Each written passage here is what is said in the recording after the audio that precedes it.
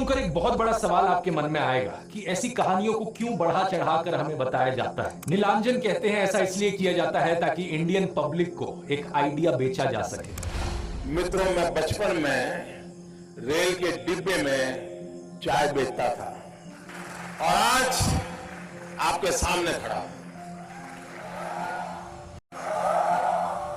कोई भी इंसान अगर समझदारी से सोचे तो वो जानता है कि इस बात से फर्क नहीं पड़ता। एक अच्छा नेता गरीब परिवार से भी आ सकता है और अमीर खानदान से भी आ सकता है, और यही चीज कही जा सकती है एक बुरे नेता या डिक्टेटर के बारे में भी। उदाहरण के तौर पे बात करें, कंबोडिया का जो डिक्टेटर था पोल पॉट, वो एक अमीर खानदान से आता था। लेकिन इटालियन डिक्टेटर बेनिटो मुसोलिनी एक गरीब परिवार में पैदा हुआ था। उसके पिता एक ब्लैक स्मिथ थे और वो बड़े गर्व के साथ इन चीजों को प्राउडली एक्सप्रेस करता था कि कैसे वो जनता के बीच से निकल कर आया है। रशियन डिक्टेटर जोसेफ स्टालिन के पिता एक मोची थे, यानी जूते बनाने वाले, और माँ एक धोबिन थी। और दुनिया का सबसे जाना माना तानाशाह हिटलर भी एक गरीब परिवार में पैदा हुआ था। लेकिन गरीब परिवार में पैदा होने का मतलब ये नहीं कि उसने गरीबों के लिए काम किया था अपने करियर में। उल्टा जानते हो क्या, हिटलर चंदा धंधा का मॉडल चलाता था अपना खुद का। उसके समय में बहुत सी क्रॉनी कैपिटलिस्ट कंपनियों ने करोड़ों का प्रॉफिट कमाया। आईजी फार्मन, डॉयचे बैंक, बीएमडब्ल्यू, कुछ गाड़ियों की कंपनीज जिनको आज आप जानते हैं और कुछ लोग इन गाड़ियों के पीछे बड़ा भागते हैं, पोर्शे, मर्सिडीज बेंज, फोल्क्सवैगन, इन सब कंपनियों ने चंदा डोनेट किया था हिटलर को अपने समय में। 2016 में बीएमडब्ल्यू ने माफी भी मांगी थी इस चीज को लेकर। इस आर्टिकल को देखिए, रिग्रेट एक्सप्रेस किया था कि वो एक समय हिटलर को सपोर्ट किया करते थे। इंडिया की बात करें तो हाल ही में हमने देखा इलेक्टोरल बॉन्ड स्कैम। मैंने पूरा वीडियो बनाया इस पर कि कैसे ये एक घोटाला नहीं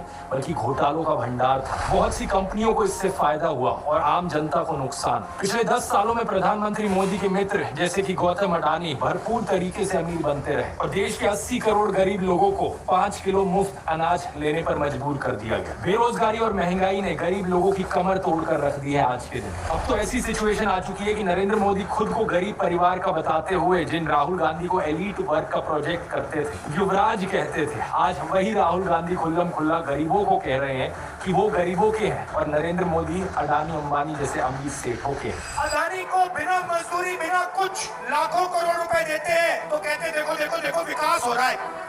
हमने मनरेगा किया, मजदूरी के लिए पैसा दे रहे हैं और कहते हैं गरीबों की हालत बिगाड़ रहे हैं। मैं आपका हूँ, वो उनके हैं। राहुल गांधी कह रहे हैं कि जितना रुपया नरेंद्र मोदी ने अडानी को दिया है उतना रुपया वो देश के गरीब लोगों को देंगे। और मैं देश को फिर से दोहरा के कह रहा हूँ, जितना पैसा नरेंद्र मोदी जी ने इनको दिया है ना, उतना ही पैसा हम हिंदुस्तान के गरीब लोगों को देने जा रहे हैं। महालक्ष्मी योजना, पहली नौकरी पक्की योजना, इन योजनाओं के माध्यम से करोड़ों लाखपति बनाए। इन्होंने 22 अरबपति बनाए, हम करोड़ों लाखपति। नमस्कार दोस्तों, इस वीडियो में मैं आपको बताना चाहता हूं कि गरीबी अभिशाप नहीं सौभाग्य है। जो भी गरीबी से लड़ने, इससे उबरने और इसे हराने का फैसला रखकर इस जंग में विजय प्राप्त कर ले, वही इस बात को समझ सकता है कि गरीबी अभिशाप नहीं बल्कि सौभाग्य है। गरीबी एक कुचक्र है जिसे तोड़ने के लिए मजबूत इच्छा शक्ति की ज़रूरत होती है। जब कोई भी इतनी शक्ति अपने अंदर विकसित कर लेता है, तब वह इतने असंभव, मुश्किल अथवा जटिल कार्य करने की भी ताकत का विकास कर लेता है, जो उसे धनवान ही नहीं बल्कि बहुत महान और श्रेष्ठ इंसान भी बनाता है। गरीब व्यक्ति इतने सुंदर सपने सजा सकता है जिसे अगर वह साकार कर ले तो वह बहुत बड़ी मिसाल कायम कर लेता है। इसका जीता जागता उदाहरण हमारे प्रधानमंत्री नरेंद्र मोदी जी हैं। मोदी ने पूरी दुनिया को बताया कि एक गरीब भी बहुत बड़ा नेता और शासक बन सकता है। गरीब परिवारों में न केवल करोड़ों लोगों को गरीबी से छुटकारा दिलाने वाला महान व्यक्ति पैदा हो सकता है, बल्कि देश को विश्व गुरु, आर्थिक महाशक्ति और विकसित बनाने वाला प्रतिभावान इंसान भी पैदा हो सकता है। भारत विश्व का सबसे अधिक जनसंख्या वाला देश है। इतनी बड़ी जनसंख्या जिसमें भारी संख्या में विदेशी लोग भी रहते हैं, उनका पेट भरने और उन्हें एक आदर्श जीवन जीने के लिए आवश्यक वस्तुओं की ज़रूरत को पूरा करने का काम मोदी जैसा प्रधानमंत्री ही कर सकता है। गरीबों को अमीर बनाने का दावा तो बहुत लोग करते हैं। गरीबों को अमीर बनाने का झांसा इतना लुभावना लगता है कि गरीब बेचारा इतना समझदार नहीं होता कि उनके धोखे में पड़ने से बच सके।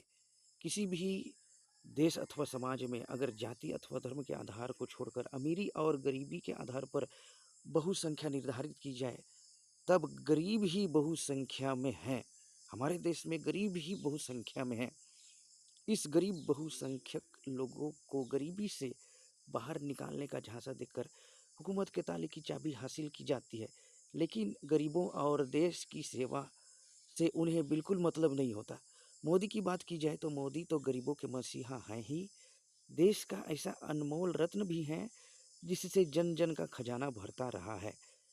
इसलिए मैं कहता हूँ, प्रधानमंत्री नरेंद्र मोदी जिंदाबाद।